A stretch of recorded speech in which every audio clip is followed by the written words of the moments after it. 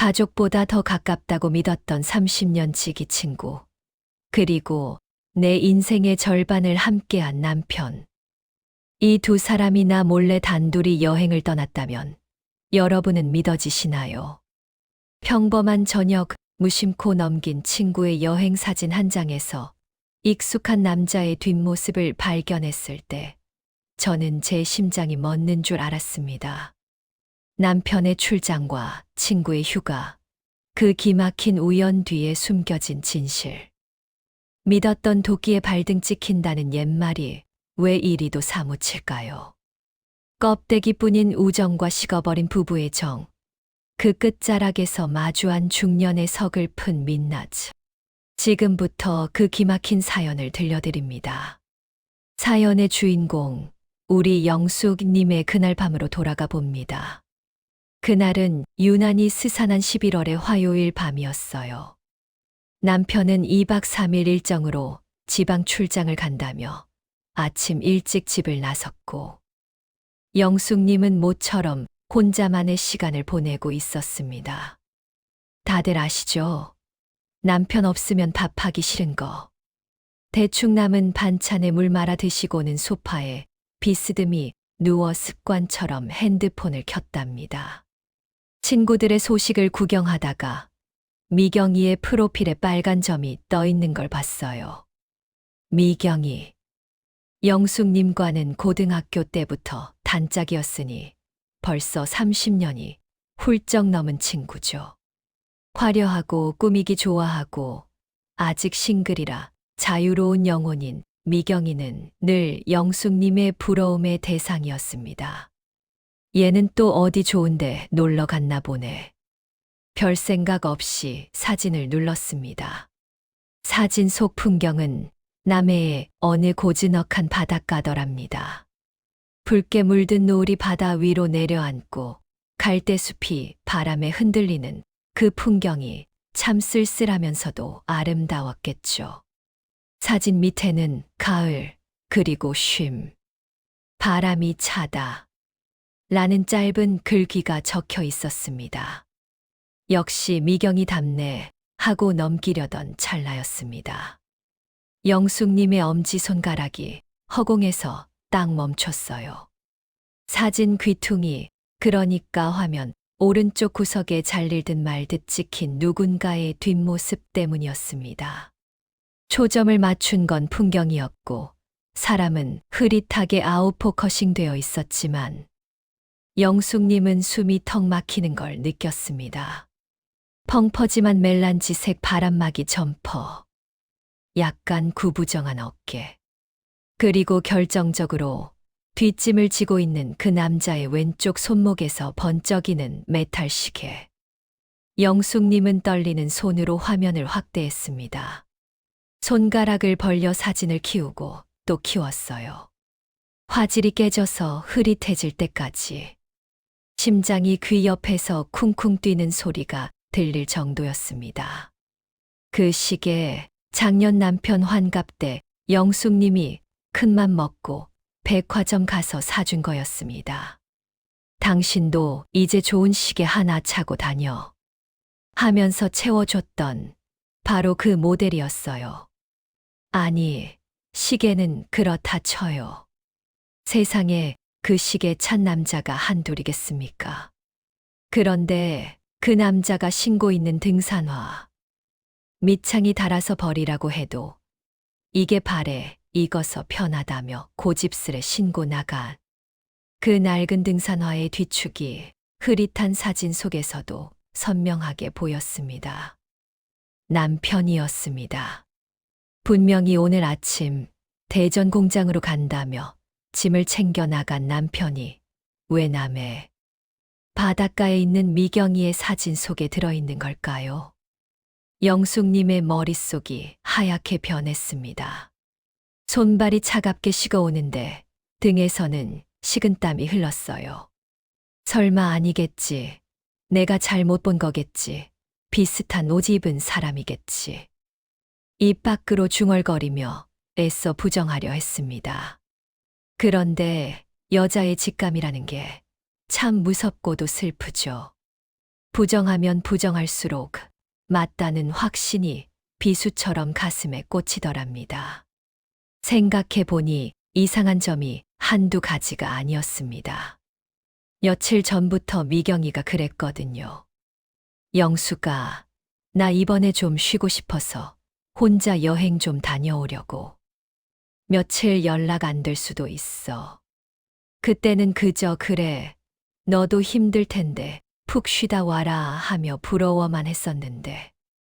그리고 남편, 평소엔 출장 간다면 귀찮아하던 양반이 이번엔 콧노래까지 흥얼거리며 속옷이며 양말을 직접 챙기던 모습. 모든 퍼즐 조각이 그제야 맞춰지는 느낌이었습니다. 30년 지기 친구와 25년을 산 남편. 내 인생의 전부나 다름없는 두 사람이 나를 까맣게 속이고 그 먼 바닷가에 함께 있다니요. 영숙님은 전화를 걸어야 하나 말아야 하나 수십 번을 망설였습니다. 지금 당장 전화를 걸어서 너 지금 누구랑 있어? 라고 소리치고 싶었지만 만약 아니라고 발뺌하면 아니, 정말로 내가 오해한 거라면 하지만 손은 이미 남편의 번호를 누르고 있었습니다. 신호음이 길게 이어지는 그 짧은 시간이 영겁처럼 느껴졌습니다. 제발 받지 마라. 아니 받아라. 제발 아니라고 해줘라. 온갖 생각이 뒤엉키는데 딸깍 하고 전화가 연결되었습니다. 여보. 왜, 무슨 일 있어? 남편의 목소리였습니다. 그런데 그 목소리 뒤로 파도 소리가 들리는 것 같았습니다. 아니, 분명히 들렸습니다. 당신, 지금 어디야? 영숙님이 최대한 떨리는 목소리를 감추며 물었습니다. 나야 뭐 대전이지. 이제 막 거래처 사람이랑 저녁 먹고 숙소 들어왔어. 피곤하네. 숙소라면서 방 안이라면서 왜 바람 소리가 들릴까요? 왜 멀리서 갈매기 우는 소리가 들리는 걸까요? 그리고 결정적으로 수화기 넘어 희미하게, 아주 희미하게 들려오는 여자의 웃음소리. 30년을 들어온 약간은 높고 간드러지는 미경이의 그 웃음소리. 영숙님은 아무 말도 못하고 전화를 끊어버렸습니다. 두 사람은 이미 오래전부터 영숙님의 눈을 피해 만나오고 있었던 겁니다. 하지만 영숙님은 아직 몰랐습니다. 이 여행이 단순한 불륜 여행이 아니라는 것을. 그리고 미경이가 올린 그 사진이 영숙님에게 보내는 잔인하고도 슬픈 신호였다는 것을 말입니다. 그리고 드디어 약속한 귀가 시간이 되었습니다. 현관 도어락 소리가 그렇게 소름 끼치게 들린 건 결혼 생활 25년 만에 처음이었습니다. 문이 열리고 남편이 들어옵니다. 세상에 양손에 대전에서 유명하다는 그 튀김 소보로 빵 상자를 들고 말이죠. 알리바이를 만들려고 일부러 대전까지 들러서 빵을 사온 그 치밀함에 영숙님은 헛구역질이 올라올 뻔했습니다. 여보, 나왔어. 아휴, 차가 어찌나 막히던지. 자, 당신 좋아하는 빵 사왔어. 애들은 아직 안 들어왔나? 아무것도 모르는 척 세상 다정한 남편의 얼굴. 예전 같으면 고생했네. 씻을 물 받아줄까? 했을 그 모습이 지금은 뱀처럼 징그럽게 보였습니다. 영숙님은 식탁 위에 빵 상자를 툭 던져놓는 남편을 노려보며 쥐고 있던 핸드폰을 식탁 위로 미끄러뜨렸습니다. 거기 가보세요. 폰 켜보라고. 내가 뭘 띄워놨는지. 남편이 의아한 표정으로 핸드폰을 집어들었습니다. 화면 속에는 영숙님이 이틀 내내 보고 또 보았던 그 사진, 미경이의 SNS 사진이 떠 있었죠. 남편의 표정이 순식간에 굳어지는 걸 영숙님은 놓치지 않았습니다. 빵 상자를 내려놓던 손이 허공에서 멈칫하더니 눈동자가 심하게 흔들렸습니다. 이거 당신이 언제 미경이가 올렸더라. 실시간으로. 풍경이 참 좋지. 근데 그 구석에 있는 남자 뒷모습이 참 낯이 익네. 당신이 입고 나간 그 잠바, 당신이 신고 나간 그 신발, 그리고 당신 손목에 그 시계. 대전에 있다던 사람이 왜 남의 바다에 가 있을까? 남편은 입을 다물었습니다. 아니야, 사람 잘못 본 거야 라고 딱 잡아댈 줄 알았는데 차마 그 말은 못하겠던 모양입니다. 그 침묵이 영숙님을 더 미치게 만들었습니다. 말해, 내 입으로 말하라고. 너 미경이랑 여행 갔지? 나 몰래 둘이서 2박 3일 동안 그 짓거리하고 온 거지. 그러고도 내가 사람이야. 빵, 대전빵, 그거 사려고 오는 길에 일부러 들렀니? 나를 아주 바보 천치로 아는구나. 너희들이. 참았던 분노가 화산처럼 터져 나왔습니다. 영숙님은 식탁 위에 빵 상자를 바닥으로 내동댕이 쳤습니다. 부서진 빵 조각들이 거실 바닥에 나뒹굴었죠. 그제야 남편이 입을 열었습니다. 여보, 진정해. 일단 내 말 좀 들어봐. 오해야. 당신이 생각하는 그런 거 아니야. 오해? 남녀가 그것도 사돈지간이나 다름없는 내 친구랑 내 남편이 몰래 여행을 갔는데. 오해.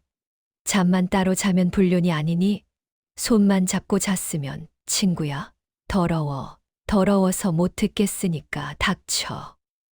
남편은 곤혹스러운 표정으로 머리를 감싸 쥐더니 한숨을 푹 내쉬었습니다. 그리고는 기어들어가는 목소리로 이렇게 말했습니다. 미경이가 부탁했어. 혼자 가기 무섭다고. 한 번만, 딱 이번 한 번만 같이 가달라고. 뭐, 부탁. 걔가 가자고 하면 너는 쪼르르 따라가니. 내가 걔 남편이야? 걔 애인이야? 왜 걔가 무서운 걸 내가 챙겨? 미경이 많이 아파.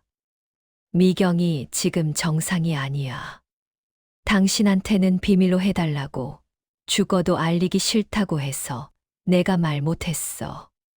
이번 여행, 걔가 가보고 싶다던 곳, 마지막으로 가보고 싶다고 해서 운전만 해준 거야. 정말이야, 맹세코 당신이 생각하는 그런 일 없었어. 기가 찼습니다. 아프다니. 불륜 들키니까 이제는 시한부 타령인가 싶었죠. 핑계 댈 게 없어서 이제 아픈 걸 파니? 아픈 년이 그렇게 화장떡 칠하고 사진 찍어 올리니? 그리고 그렇게 아프면 나한테 말을 해야지. 왜 너한테 말을 해? 내가 친구고 내가 남편인데. 순서가 바뀌어도 한참 바뀐 거 아니야? 당신 알면 놀라서 쓰러진다고. 그리고 당신이 알면 동정할 텐데 미경이는 그게 죽기보다 싫대. 자존심 세뇌잖아. 웃기지 마. 그따위 삼류 드라마 같은 대사 칠 거면 당장 나가. 너랑 한 공간에 숨 쉬는 것도 역겨우니까. 그날 밤 영숙님은 뜬 눈으로 밤을 새우다 새벽녘에야 핸드폰을 다시 켰습니다. 미경이에게 따져 물으려고 카톡을 열었죠. 그런데 미경이의 프로필 사진이 바뀌어 있었습니다. 바닷가 사진은 온데간데 없고 새까만 배경에 상태 메시지 한 줄만 덩그러니 남겨져 있더군요. 미안해. 그리고 고마웠어. 마치 유서 같은 그 한 줄. 영숙님의 심장이 덜컥 내려앉았습니다. 분노로 뜨거웠던 머리가 순식간에 차갑게 식어내렸습니다. 설마 진짜인가? 날이 밝자마자 영숙님은 미경이가 보낸 주소로 택시를 타고 달렸습니다. 내비게이션에 찍힌 곳은 호화로운 리조트도 분위기 좋은 카페도 아니었습니다. 서울 외곽에 있는 한 대학병원의 호스피스 병동이었습니다. 택시 안에서 영숙님은 생각했습니다. 쇼하는 거야. 불륜 들키니까 동정표 얻으려고 입원한 척하는 거야. 억지로 독한 마음을 먹으려 입술을 깨물었지만 손은 사시나무 떨듯 떨리고 있었습니다. 병실 문 앞 305호 강미경.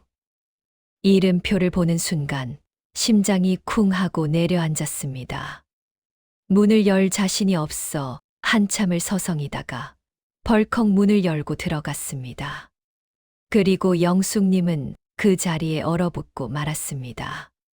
그곳엔 영숙님이 알던 화려하고 당당한 골드미스 미경이는 없었습니다.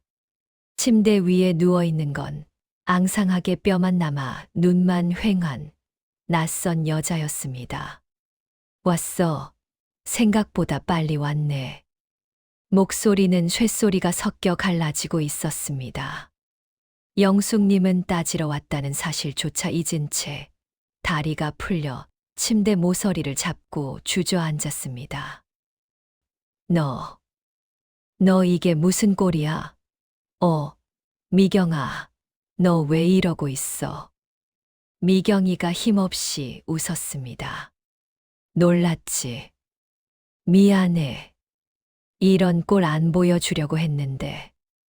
결국 들켰네. 췌장암이래. 손 쓸 새도 없이 다 퍼져서. 길어야 한 달이라더라. 근데 왜 말 안 했어? 나한테는 말을 했어야지. 그리고 왜 하필 내 남편이야? 왜 그이랑 여행을 가? 내가 있는데. 내 친구는 난데 왜 그이랑 가서 사람을 이렇게 비참하게 만들어? 영숙님이 울먹이며 소리쳤습니다. 슬픔과 배신감, 그리고 미안함이 뒤섞여 토해내는 절규였습니다. 미경이는 가쁜 숨을 몰아쉬며 영숙님의 손을 잡았습니다. 손이 얼음장처럼 차가웠습니다. 영숙아, 나 무서웠어. 혼자 죽는 게 너무 무서운데. 너한테 말하면 너 울 거잖아. 나 볼 때마다 울고불고 난리 칠 거잖아. 나는 죽을 때까지 너한테는 잘 나가는 친구, 부러운 친구로 남고 싶었어. 아파서 똥오줌 받아내는 불쌍한 년 말고. 그래서 내 남편을 데려갔어. 바다가 너무 보고 싶은데 운전할 힘이 없더라. 택시 타고 가다 쓰러지면 객사할까봐 겁나고. 가족도 없잖아, 나.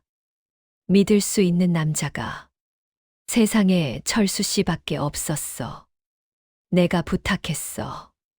철수 씨한테 무릎 꿇고 빌었어. 나 죽기 전에 딱 한 번만 남들처럼 남편 있는 여자 흉내 좀 내보게 해달라고. 든든한 보호자랑 같이 여행 온 평범한 아줌마처럼. 그렇게 딱 이틀만 살아보고 싶다고. 영숙님은 머리를 한 대 얻어맞은 것 같았습니다. 남편 있는 여자 흉내.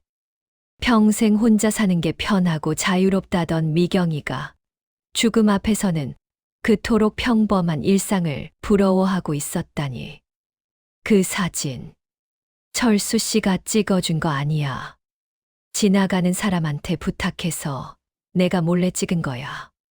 철수 씨는 나 부축하느라 진이 다 빠져서 풍경 보고 있었고, 나는 그 뒷모습이 너무 듬직해서 나도 이런 남편 있었으면 좋았겠다 싶어서 욕심 부려서 찍었어.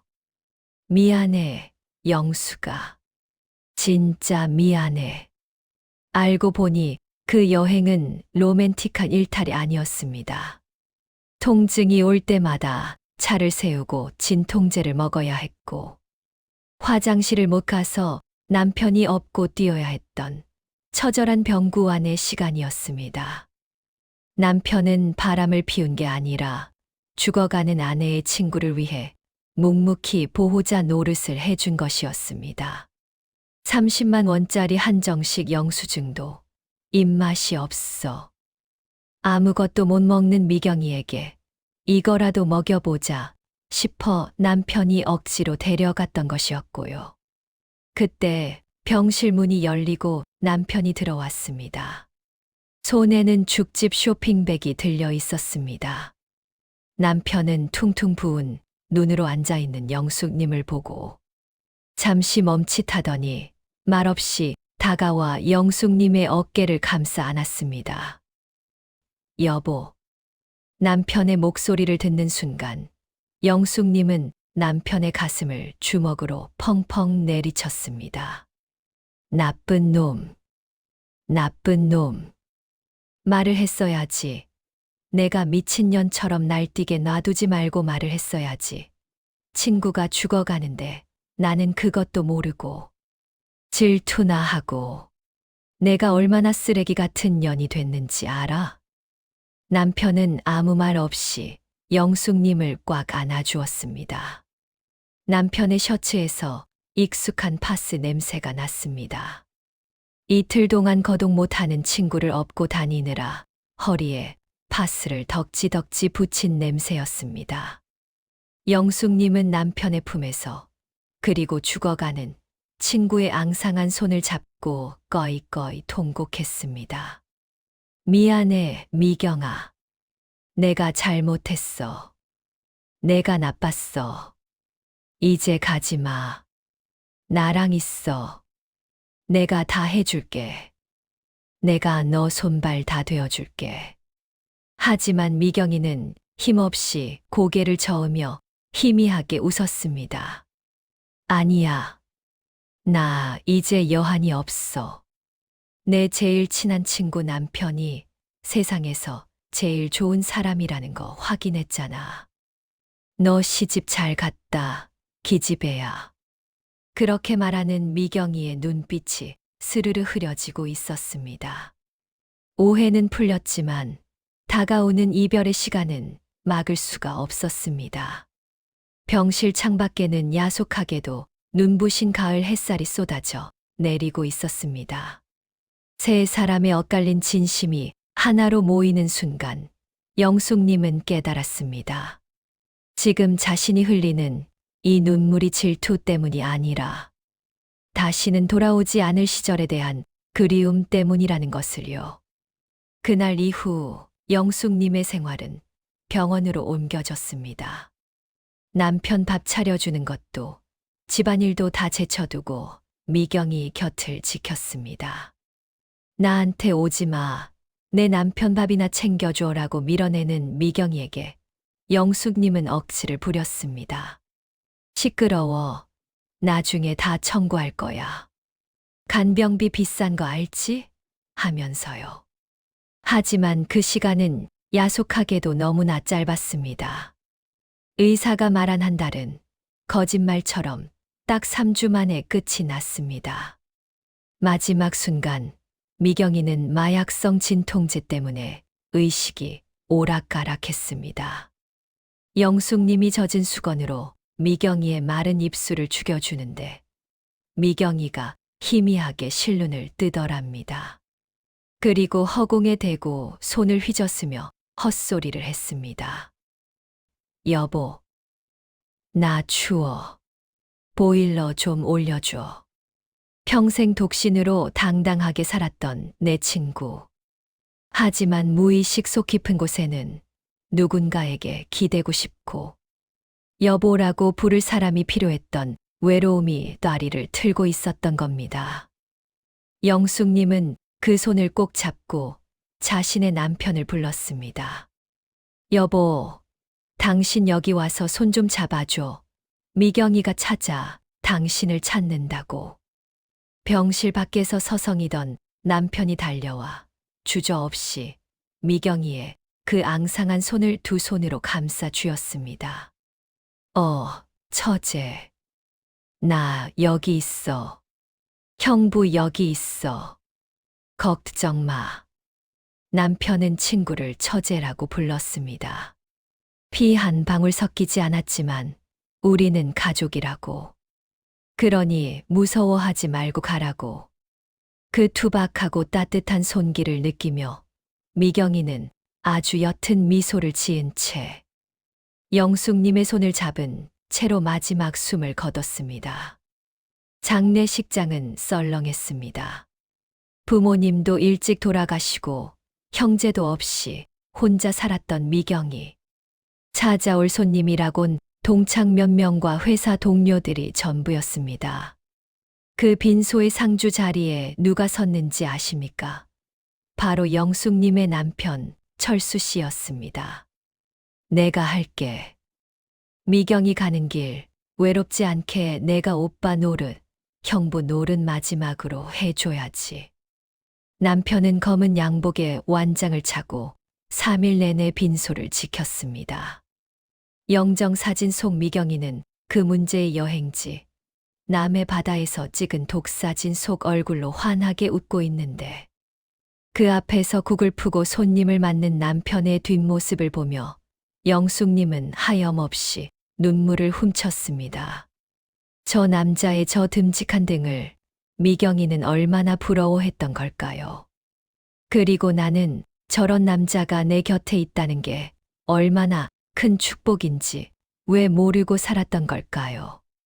장례를 다 치르고 유품을 정리하다가 영숙님은 미경이의 화장대 서랍에서 편지 한 통과 작은 상자를 발견했습니다. 겉봉투에는 내 친구 영숙이에게 그리고 고마운 철수 형부에게라고 적혀 있었습니다. 떨리는 손으로 편지를 열었습니다. 영숙아, 이 편지를 읽을 때쯤이면 나는 없겠네. 나 사실 내가 참 많이 부러웠어. 돈 많이 벌고 사고 싶은 거 다 사고 살아도 저녁에 들어갔을 때 왔어. 해주는 사람이 없다는 게 아플 때. 물 떠다 줄 사람이 없다는 게 참 사무치더라.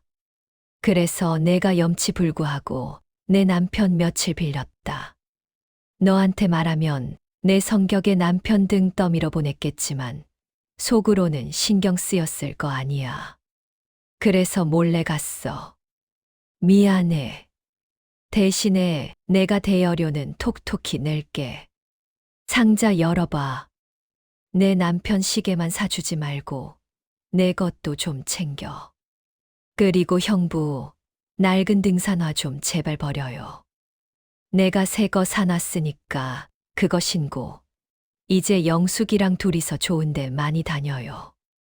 나 때문에 싸우지 말고 나 때문에 울지도 말고 그냥 가끔, 아주 가끔 나 보고 싶을 때 소주나 한 잔 부어줘. 고마웠다, 내 친구. 사랑한다. 상자 안에는 영숙님을 위한 고운 진주 목걸이와 남편을 위한 최고급 등산화가 들어 있었습니다. 영숙님은 그 목걸이를 가슴에 품고 텅 빈 친구의 방바닥을 치며 통곡했습니다. 이년아, 대여료가 너무 비싸잖아. 이 바보 같은 년아. 계절이 바뀌어 다시 가을이 왔습니다. 영숙님과 남편은 새 등산화를 신고 미경이가 잠든 납골당을 찾았습니다. 그리고 미경이가 그토록 좋아했던 그 남해 바다로 향했습니다. 노을이 지는 바닷가. 예전에는 남편이 걷는 게 느리다고 타박하고 사진 못 찍는다고 구박했을 영숙님입니다. 하지만 이제는 남편의 팔짱을 꼭 끼고 그 따뜻한 체온을 느끼며 천천히 걷습니다. 여보, 미경이가 우리 보고 있겠지. 그럼. 거기서 난 아프고 아주 멋진 남자 만나서 연애하느라 바쁠걸. 남편의 실없는 농담에 영숙님은 피식 웃음을 터뜨립니다. 바람이 불어와 옷깃을 여미게 하는 저녁. 하지만 두 사람이 맞잡은 두 손은 그 어느 때보다 따뜻했습니다. 30년 지기 친구가 남기고 간 마지막 선물은 진주 목걸이도 등산화도 아니었습니다. 바로 지금 내 옆에 있는 사람의 소중함을 깨닫게 해준 것. 그것이 미경이가 목숨과 바꿀 만큼 간절히 원했던 평범하지만 위대한 행복이었습니다.